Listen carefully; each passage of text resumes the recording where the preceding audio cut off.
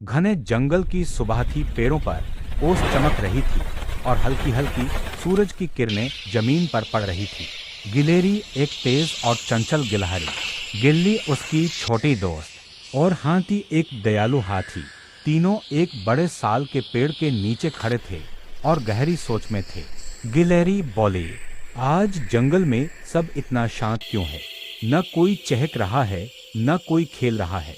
गिल्ली ने अपने छोटे से पंजे रगड़ते हुए कहा, मुझे लगता है कि सब जानवर कुछ परेशान हैं। कल रात बहुत तेज हवा चली थी, शायद किसी के घर को नुकसान हुआ होगा।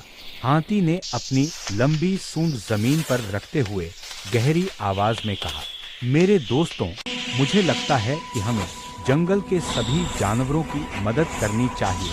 अगर किसी का घर टूटा है तो हम मिलकर उसे ठीक कर देंगे। तीनों ने एक दूसरे की तरफ देखा और उनकी सोच अब साफ हो चुकी थी। वे किसी परेशानी को समझने में नहीं, बल्कि उसे हल करने में जुटना चाहते थे।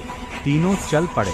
किसी की टहनी का घर टूटा था तो उसे नई टहनी दी, किसी का घोंसला उड़ा था तो उसे फिर से बनाने में मदद की। धीरे धीरे जंगल में फिर से मुस्कान लौट आई।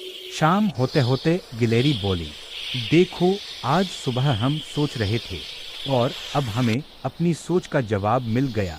मदद करना ही सबसे बड़ी अच्छाई है। हाथी मुस्कुराया, हाँ, जब दोस्त साथ हों तो कोई परेशानी बड़ी नहीं होती।